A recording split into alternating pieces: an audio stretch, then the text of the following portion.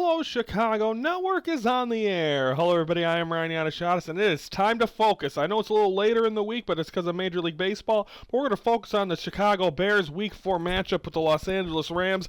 And the Bears are able to hold on, get a victory, get back to 500. And I think that's the best thing we could talk about right now, that this team is back at 500 after a tough, ugly loss against Indianapolis Colts that Brandon from the Raise the Bar TV and myself drove all the way to Indianapolis and drove home in the same day and suffered a loss. But even Brandon was at that game too on Sunday. But just a good game just a well-played game overall. You saw the Bears really, early on, they had a 10-6 lead at halftime. They really didn't let one touchdown by the Los Angeles Rams. It was just a well-played game defensively, because I remember they had the fumble.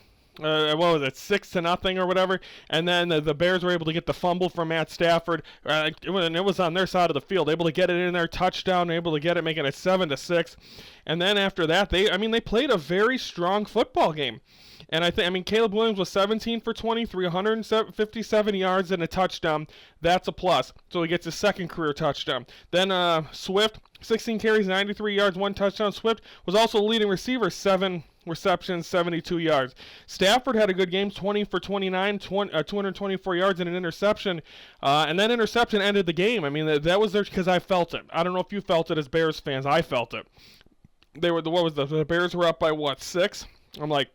And especially after last week, if you watched the game last week that the Rams played, they came down. They were able to come all the way back and defeat the 49ers. I'm like, this is the Bears. This is what they do. Matt Stafford has kind of owned. He only has a 5-4 Soldier Field that Adam Amin said on the broadcast. But I'm like, this is going to be the time. I watch that he's going to come back and win. But they didn't. And the Bears end up holding on and winning. He got the interception. Bears win. They're 2-2. Packers lose. They were blown out. They almost won that game, and then you put all that together with the Vikings being 4-0. So kudos to them. And so that's it. So the Bears are 2-2. So at least for my predictions for the season, I got the last 2 weeks wrong. But you switch it around, they're still 2-2 right now. Now with an easy portion of their schedule coming up, you got Carolina. And I think you got Jacksonville, and you got winnable games where if this team wants to be a playoff contender, you got to win these games. You got to be able to go out there and show them what you can do. And I think, every week you're seeing a little bit better, hopefully confidence from Caleb Williams, confidence from this team.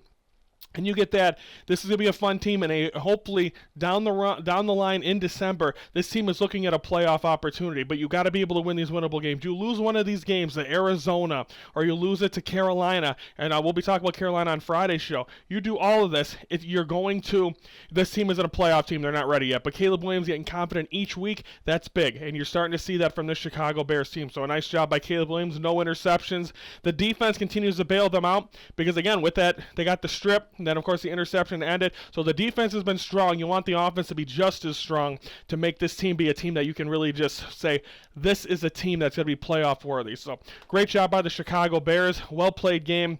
On my fantasy focus, I was a half a point off from Cairo Santos. The Williams got the touchdown. I had him. And then, unfortunately, I needed 7 points. He had 6. Or I had the over at 6.5. And he had 6. 3 extra points and 1 field goal. I need 1 more field goal.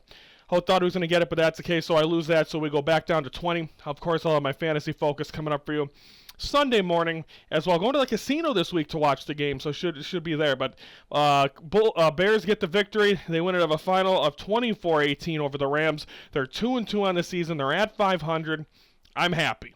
I'm happy right now as Bear fans because you're starting to see promise, you're starting to see plus. Now you got to continue to do that, and this is the winnable portion of the schedule. You don't want any ifs, ands, or buts. You want to see this team really get in a groove in this chunk. This chunk is going to make or break the season, I'm telling you that, and it starts with the Panthers. We're previewing that game coming up on Friday's show. Tomorrow we're going to focus on the Northwestern Wildcats as they get ready to face Indiana coming up on Saturday. So that's coming up tomorrow. Bears focus again on Friday to kick off the talk about Bears-Panthers. So that'll do it for me.